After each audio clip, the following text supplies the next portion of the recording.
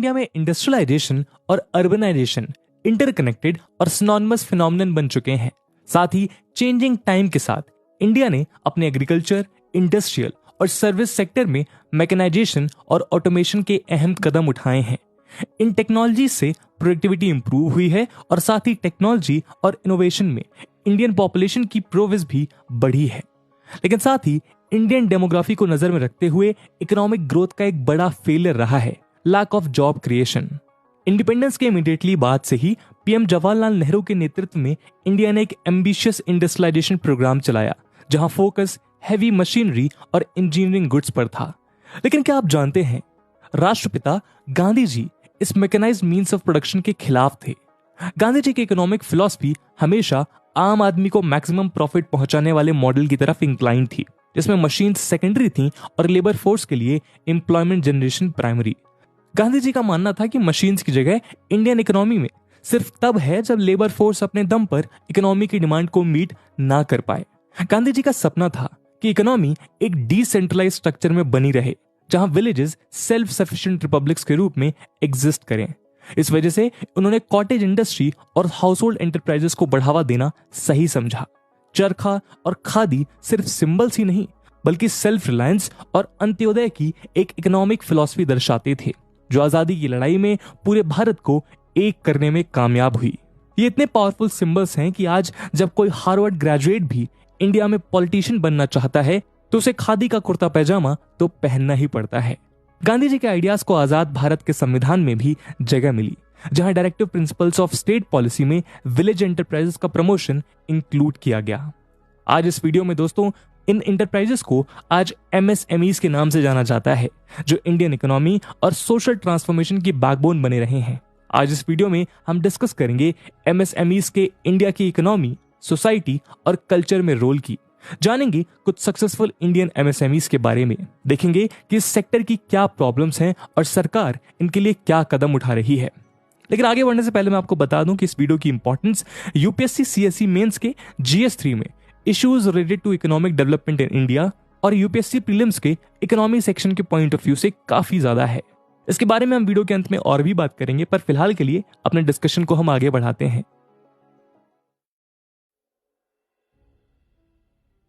आइए दोस्तों पहले ये जान लेते हैं कि एमएसएमई का आखिर मतलब क्या है।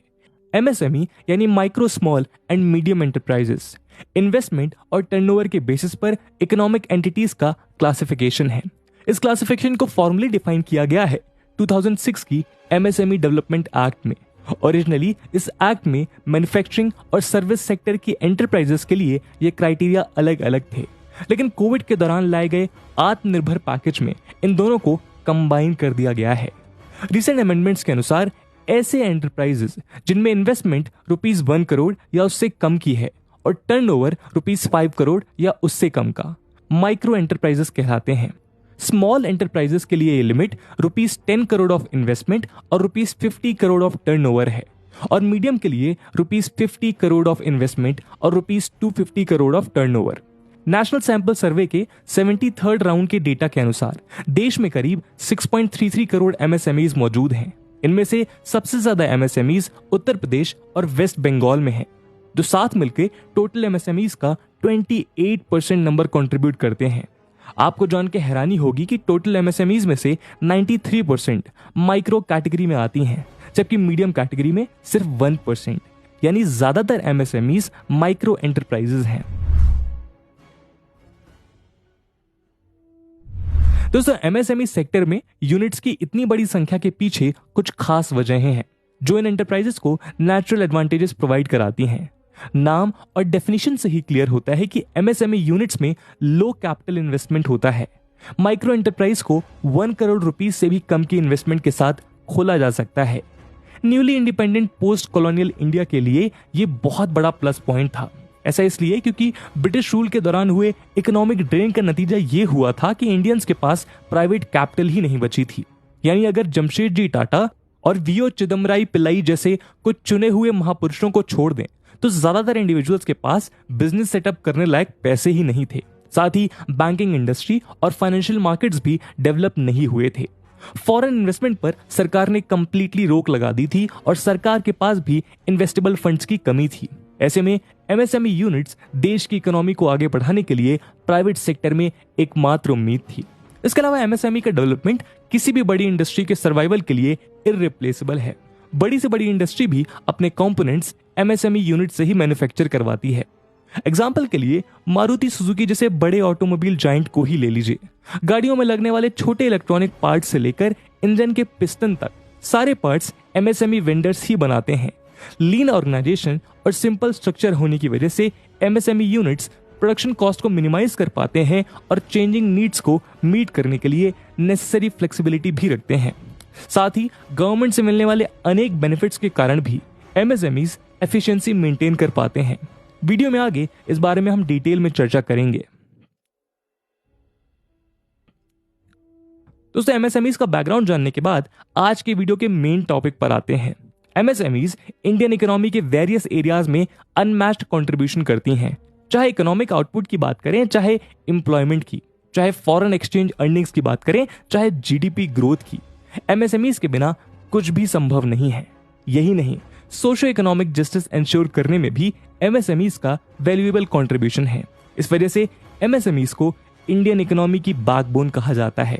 आइए एमएसएमईज के सोशो इकोनॉमिक रोल को हम डिटेल में डिस्कस करें। सबसे पहले बात करते हैं इकोनॉमिक कंट्रीब्यूशन की। एमएसएमई सेक्टर इंडिया की जीडीपी के 37.5% हिस्से के लिए जिम्मेदार है। अगर ग्रॉस वैल्यू एडेड या जीवीए की बात करें तो एमएसएमईज 1/3 से ज्यादा हिस्सा रखती है। यानी ये छोटे छोटे एंटरप्राइजेस साथ मिलकर करीब 1.3 ट्रिलियन डॉलर्स का आउटपुट जनरेट करते हैं। एमएसएमईज इकोनॉमी में तो कंट्रीब्यूट करती ही हैं, लेकिन एक बात है जो इन्हें बाकी कंपनी से अलग कर देती है। इंडिया में एमएसएमईज के 6.33 करोड़ यूनिट्स हैं, जिसमें से 51% रूरल एरियाज में लोकेटेड हैं।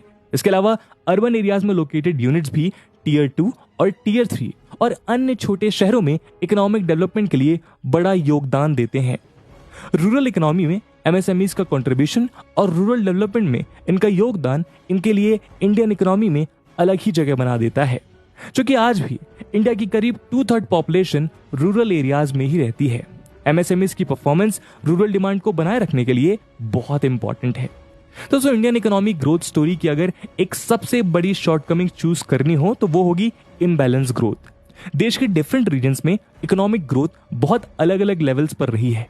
एमएसएमईज देश के छोटे से छोटे हिस्से में पहुंचकर इन रीजनल इम्बैलेंसेस को रिड्यूस करती हैं, जिससे balanced economic growth and development मुमकिन हो पाए।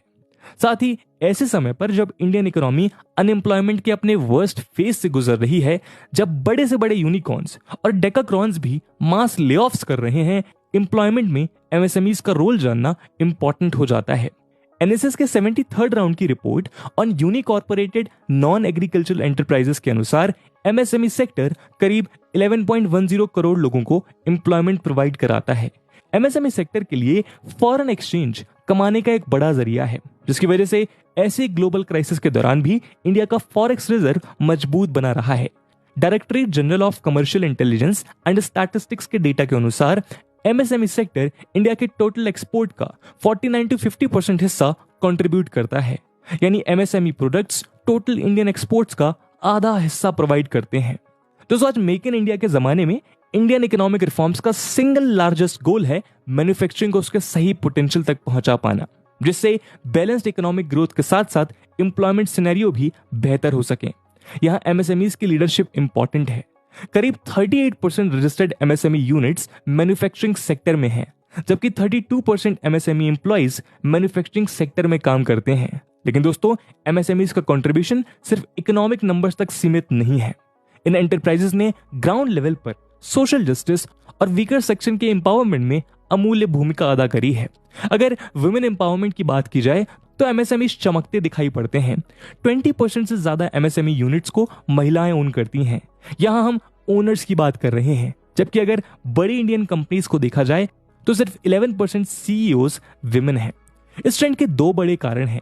पहला ये कि बहुत से ऐसे काम जिनमें विमेन ट्रेडिशनली बेटर स्किल्ड हैं, एमएसएमई सेक्टर में पॉपुलर हैं, जैसे कि सिलाई बुनाई या एम्ब्रॉयडरी जैसे स्किल्स, टेक्सटाइल और गारमेंट मैन्युफैक्चरिंग, आचार और ऐसे अन्य घरेलू उत्पाद। दूसरा, भारत में विमेन को घर से दूर जाने से डिस्करेज किया जाता है। फैमिली और बच्चों की रिस्पॉन्सिबिलिटी की वजह से भी उन्हें घर के आसपास रहना पड़ता है। एमएसएमईज विमेन को ये डिस्टिंक्टिव एडवांटेज प्रोवाइड कराती हैं कि वो घर रह के ही अपना काम चला सकती हैं। इसी तरह अगर बैकवर्ड क्लासेस और कास्ट की बात की जाए तो टोटल एमएसएमई ओनर्स में से 12.4% शेड्यूल कास्ट, 4.1% शेड्यूल ट्राइब और 49.7% ओबीसी कम्युनिटी को बिलोंग करते हैं। यानी टोटल एमएसएमईज में से करीब 2/3 बैकवर्ड कम्युनिटी के इंडिविजुअल्स द्वारा ओन्ड हैं, जबकि ये नंबर रूरल एरियाज में 3/4 तक चला जाता है। इकोनॉमिक और सोशल ट्रांसफॉर्मेशन में भूमिका रहने के साथ ही एमएसएमईज का कल्चर और हेरिटेज के प्रमोशन और कंजर्वेशन में बहुत बड़ा योगदान है। एग्जाम्पल के लिए आजादी के दौरान नेशनल यूनिटी के सिंबल खादी प्रोडक्ट्स को ही ले लीजिए। खादी कॉटन से लेके सिल्क गारमेंट्स, कॉस्मेटिक्स से लेके डेकोरेटिव आइटम्स तक ट्रेडिशनल इंडियन कल्चरल प्रोडक्ट्स को बढ़ावा एमएसएमई यूनिट्स ही दे रही हैं। अगर ऑथेंटिक लोकल हैंडीक्राफ्ट्स का एग्जाम्पल कंसीडर करें तो लखनऊ की चिकनकारी, अलीगढ़ के लॉक्स, फिरोजाबाद की बैंगल्स, ये सभी प्रोडक्ट्स एमएसएमई यूनिट्स अपनी जनरेशंस के थ्रू पास्ड ऑन स्किल्स के थ्रू प्रिजर्व कर रहे हैं। फैमिली बिजनेसेस होने के कारण ट्रेनिंग से लेकर प्लेसमेंट तक का फुल पैकेज ये एमएसएमई यूनिट्स एक छत के नीचे प्रोवाइड करते हैं। अगर फूड सिक्योरिटी की बात करें तो हम सबको पता है कि एग्रीकल्चर प्रॉफिटेबल ना होना देश के लिए बड़ी समस्या है। साथ ही एग्रीकल्चर पर लोगों की ओवर डिपेंडेंस भी बड़ी प्रॉब्लम है। इन दोनों ही प्रॉब्लम्स का solution micro food processing enterprises offer करते हैं। वैल्यू एडिशन के थ्रू एग्रीकल्चरल प्रोडक्ट्स के लिए मार्केट बनाकर फार्मर के प्रॉफिट्स को इंक्रीज करना और साथ ही off farm rural employment create करना इन एंटरप्राइजेस का एग्रीकल्चर और मैन्युफैक्चरिंग सेक्टर में बड़ा योगदान है। दोस्तों, सोशल, इकोनॉमिक और फूड सिक्योरिटी में अहम रोल्स निभाने वाले एमएसएमईज इंडिया में बहुत सक्सेसफुल रहे हैं और बहुत से ऐसे यूनिट्स बड़ी कंपनीज के रूप में भी उभर चुके हैं। अग्राह्या टेक्नोलॉजीज प्राइवेट लिमिटेड एक एमएसएमई यूनिट है जो voice technology based solutions provide करता है। नेचुरल लैंग्वेज प्रोसेसिंग या एनएलपी और ऑटो स्पीच रिकॉग्निशन यानी एएसआर जैसी टेक्नोलॉजीज का यूज करके ये एमएसएमई स्मार्टफोन्स और स्मार्ट स्पीकर्स जैसे अप्लायंसेस के साथ वॉइस इंटरफेस प्रोवाइड कराता है, बेसिकली एलेक्सा या सिरी की तरह। लेकिन यूनिक बात यह है कि इनके सॉल्यूशंस ईस्ट यूपी से लेकर सेंट्रल इंडिया और मेवाड़ तक की हिंदी डायलेक्ट्स को रिकॉग्नाइज कर सकते हैं। अग्रह टेक्नोलॉजीज को इंडिया टॉप इनोवेटिव एमएसएमईज की कैटेगरी में अवार्ड भी दिया गया है। कुछ इंडियन एमएसएमईज पॉपुलर स्टार्टअप से भी कहीं ज्यादा ग्रोथ नंबर शो कर रहे हैं। Vivifi India finance private limited Hyderabad based MSME है जो डिजर्विंग लेकिन अंडर सर्व्ड कंज्यूमर्स को अनसेक्योर्ड लेंडिंग प्रोडक्ट सप्लाई करता है।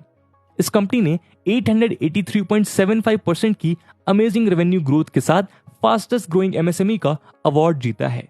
अगर प्रॉफिट ग्रोथ और रेवेन्यू ग्रोथ के कॉम्पोजिट मेट्रिक की बात करें तो Pune based Clairvoyant India private limited India के टॉप परफॉर्मिंग एमएसएमई का अवार्ड जीत चुका है। ये एक ग्लोबल टेक्नोलॉजी कंसल्टिंग और सर्विस कंपनी है जो बिग डेटा एनालिटिक्स और cloud technologies based services offer करता है।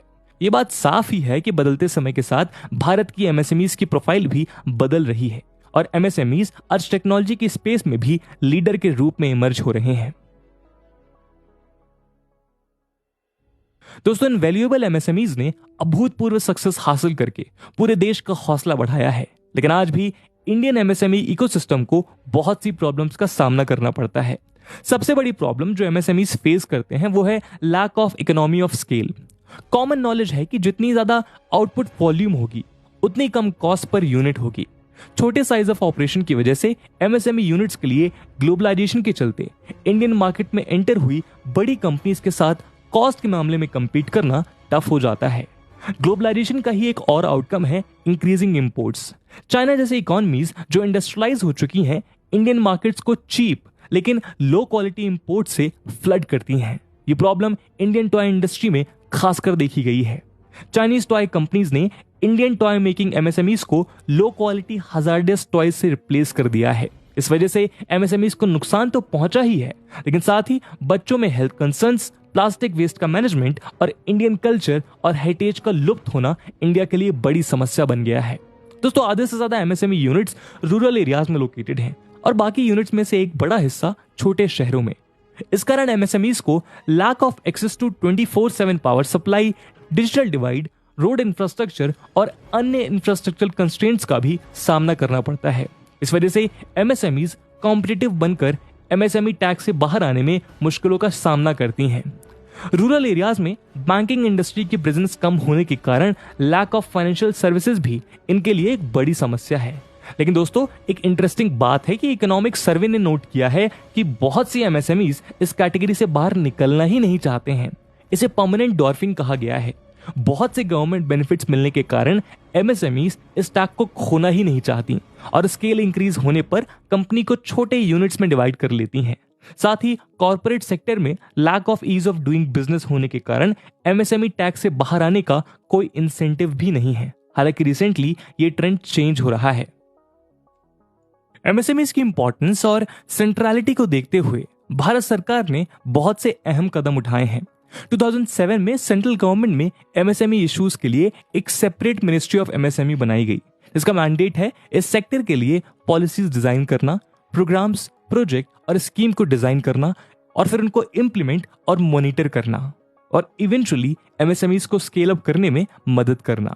रिसेंटली एमएसएमई डेवलपमेंट एक्ट में अमेंडमेंट के थ्रू एमएसएमईज की डेफिनेशन को रिवाइज किया गया। मैन्युफैक्चरिंग और सर्विस एमएसएमईज के बीच डिस्टिंक्शन को हटा दिया गया है और साथ ही इस डेफिनेशन के इन्वेस्टमेंट और टर्नओवर थ्रेशोल्ड्स में अपवर्ड रिवीजन भी किया गया है। एमएसएमईज के रजिस्ट्रेशन प्रोसेस को सिंप्लीफाई भी किया गया है। इस ऑब्जेक्टिव के लिए एमएसएमई इंडस्ट्री ने 2020 में उद्यम रजिस्ट्रेशन पोर्टल लॉन्च किया है। इस ऑब्जेक्टिव के लिए एमएसएमई इंडस्ट्री ने 2020 में उद्यम रजिस्ट्रेशन पोर्टल लॉन्च किया है इन कंपनीज के ऑनलाइन रजिस्ट्रेशन के लिए। साथ ही एक सिंपल 1 पेज रजिस्ट्रेशन फॉर्म उद्योग आधार मेमोरेंडम के नाम से भी लॉन्च किया गया है। एमएसएमई एंटरप्रेन्योर्स इस फॉर्म को ऑनलाइन फिल करके इंस्टेंटली यूनिक उद्योग आधार नंबर ऑब्टेन कर सकते हैं। प्रोसेस की ईज इस बात से विजिबल है कि सिर्फ आधार नंबर, इंडस्ट्री का नाम और एड्रेस, बैंक अकाउंट डिटेल्स और कुछ अन्य जनरल इंफॉर्मेशन ही मांगी जाती हैं। कोई और सपोर्टिंग डॉक्यूमेंट्स की रिक्वायरमेंट नहीं है। माइक्रो और स्मॉल यूनिट्स के प्रोडक्ट्स के लिए मार्केट एक्सेस इंक्रीज करने के लिए सरकार ने पब्लिक प्रोक्योरमेंट पॉलिसी को एक पावरफुल वेपन बनाया है। सारी सेंट्रल मिनिस्ट्रीज, डिपार्टमेंट और पीएससीज को अपनी annual requirements of goods and services का 25% प्रोक्योरमेंट माइक्रो और स्मॉल एंटरप्राइजेस के साथ ही करना होगा। साथ ही 200 करोड़ तक के प्रोक्योरमेंट के लिए कोई ग्लोबल टेंडर फ्लोट नहीं किया जा सकता। एमएसएमईज की एक प्रॉब्लम है कि डाउनस्ट्रीम इंडस्ट्रीज को मटेरियल सप्लाई करने पर पेमेंट इंस्टेंटली नहीं होता। इस वजह से वर्किंग कैपिटल की कमी होना संभव है। इस प्रॉब्लम का सॉल्यूशन TREDS प्लेटफॉर्म के थ्रू निकाला जा रहा है। ट्रेड रिसीवेबल्स डिस्काउंटिंग सिस्टम यानी TREDS ये एक इलेक्ट्रॉनिक एक्सचेंज है जहां फ्यूचर में मिलने वाले पेमेंट यानी रिसीवेबल्स के अगेंस्ट एमएसएमईज मल्टीपल फाइनेंसर्स के थ्रू क्रेडिट हासिल कर सकते हैं विदाउट एनी कोलेटरल। एमएसएमईज को स्केल अप करके लार्जर यूनिट्स में कन्वर्ट करने के ऑब्जेक्टिव से हैंड होल्डिंग सपोर्ट देने के लिए ICT based champions portal launch किया गया है। Prime minister's employment generation programme के थ्रू माइक्रो एंटरप्राइजेस में 2020 से 21 के बीच 7 लाख से ज्यादा जॉब्स क्रिएट हुए हैं। क्रेडिट एक्सेस इंश्योर करने के लिए सेंट्रल गवर्नमेंट ने credit guarantee fund trust for micro and small enterprises या CGTMSE लॉन्च किया है, जिसके through collateral free credit micro और स्मॉल एंटरप्राइजेस को दिया जा रहा है। फाइनेंशियल ईयर 2018-19 में 30,000 से ज्यादा की क्रेडिट गारंटी प्रोवाइड की गई। तो दोस्तों, आज के इस वीडियो में हमने जाना एमएसएमई सेक्टर और उसकी इकोनॉमिक, सोशल और कल्चरल इंपॉर्टेंस के बारे में। हमने देखा कि किस तरह इंडिया की एमएसएमईज देश को 4th इंडस्ट्रियल रिवॉल्यूशन की तरफ बढ़ने में मदद कर रही है। साथ ही हमने जाना कि ये सेक्टर क्या प्रॉब्लम्स फेस करता है और इन प्रॉब्लम्स को ओवरकम करने के लिए सरकार क्या कदम उठा रही है। एमएसएमईज ग्लोबलाइज्ड वर्ल्ड में इंडिया की यूनिक पोजीशन बनाए रखने के लिए इंपॉर्टेंट है। साथ ही ये एंटरप्राइजेस डोमेस्टिक कैपेसिटी और डिमांड मेंटेन करके ये इंश्योर करते हैं कि इंडिया ग्लोबल इकोनॉमिक शॉक से इंसुलेटेड रहे। इसलिए जरूरी है कि एमएसएमई सेक्टर पर गवर्नमेंट का फोकस मेंटेन रहे। और दोस्तों, जैसा कि वीडियो के पहले भाग में बताया गया, इस वीडियो की इंपॉर्टेंस यूपीएससी मेंस के पर्सपेक्टिव से काफी ज्यादा है और उसी इंपॉर्टेंस को देखते हुए एक सवाल हम आपके लिए छोड़कर जा रहे हैं जिसको आपको कमेंट सेक्शन में आंसर करना है। Question is, MSME sector is crucial to ensure that India retains an important role in the global value chains in an increasingly globalized world. Analyze. And with this question, my friends, that's it for the video. I hope आपको video पसंद आया होगा और अगर पसंद आया है तो अपने दोस्तों के साथ साझा करना बिल्कुल मत भूलिएगा। हम मिलते हैं अगले वीडियो में, तब तक के लिए जय हिंद, जय भारत।